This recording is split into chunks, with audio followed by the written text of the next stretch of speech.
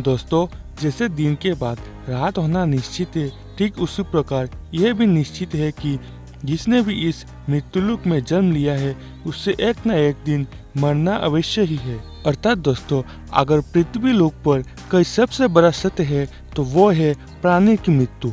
फिर भी कुछ लोग ऐसे होते हैं जो इस सच्चाई को स्वीकार नहीं करते।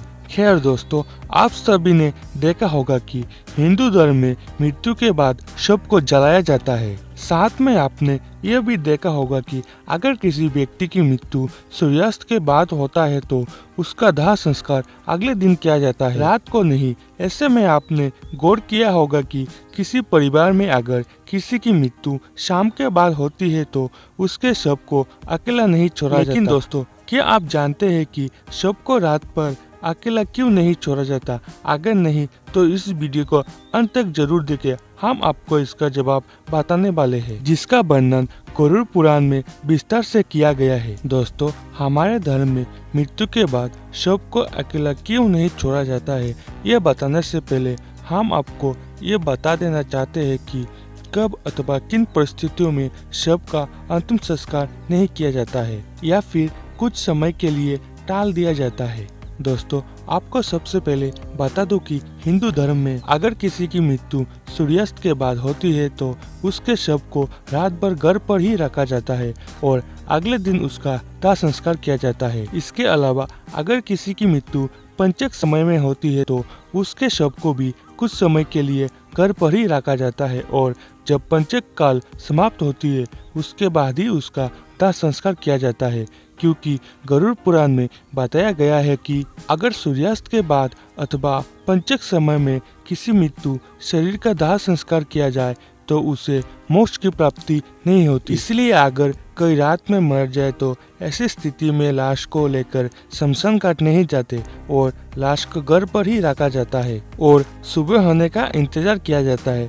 और ऐसे में मृत शरीर को एक भी पल के लिए अकेला नहीं छोड़ा जाता और कोई न कोई व्यक्ति हमेशा रखवाली के लिए मौजूद रहता है। मृत शरीर को अकेला नहीं छोड़ने का सबसे बड़ा कारण यह है कि अगर शव को अकेला छोड़ दिया जाए तो हो सकता है कि कुत्ते बिल्ली जैसे जानवर उसे नोच खाया। और गरुड़ पुराण की मानो तो ऐसे में मृत आत्मा को भी यमलोक के मार्ग पर ऐसे ही यातनाएं सहनी पड़ती है। साथ ही ऐसा भी माना जाता है कि अगर शव को अकेला छोड़ दिया जाए तो उससे गंध आने लगती है। ऐसे में ये जरूरी हो जाता है कि वहाँ कोई ना कोई व्यक्ति बैठा रहे और धूप या अगरबत्ती शव के चारों तरफ जलाए रखे ताकि शव से आने वाली दुर्गंध चारों ओर ना फैल पाए। गरुड़ पुराण के अनुसार भगवान विष्णु गरुड़ जी से पूछने पर, हे पक्षीराज, इन सब के अलावा अगर किसी की मृत्यु हो जाती है और उसकी कोई संतान नहीं है, ऐसे समय पर भी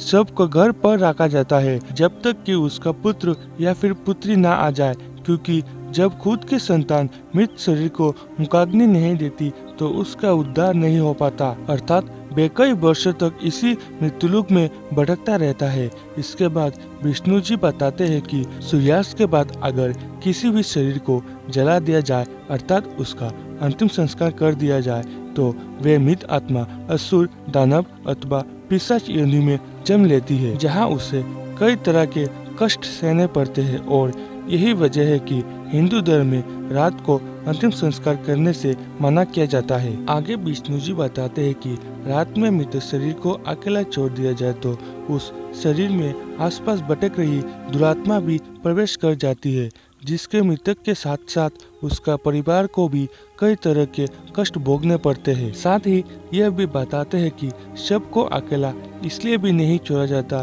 क्योंकि मरे हुए आदमी की आत्मा वहीं पर भटकती रहती है और अपने परिजनों को देखती रहती है। कहा जाता है कि इंसान की मृत्यु के बाद शरीर आत्मा से खाली हो जाता है और इसी वजह से उस मृत शरीर में कोई बुरी आत्मा का साया अपना अधिकार जमा सकता है। और यही वजह है कि दोस्तों, रात में शव को अकेला नहीं छोड़ा जाता है, कोई ना कोई इसकी रखवाली करता रहता है। दोस्तों, आप इसके बारे में क्या सोचते हैं नीचे कमेंट बॉक्स में हमें ज़रूर बताएं। साथ ही अगर आपको यह बातें पसंद आई हो तो इसे ज़्यादा से ज़्यादा लाइक करें, शेयर करें। अगर आप हमारे चैनल पर नए हो तो चैनल को सब्सक्राइब करके रखें और साथ ही में बेल आइकन को दबा दें ताकि आपसे हमारी कोई भी वीडियो मिस ना हो जाए।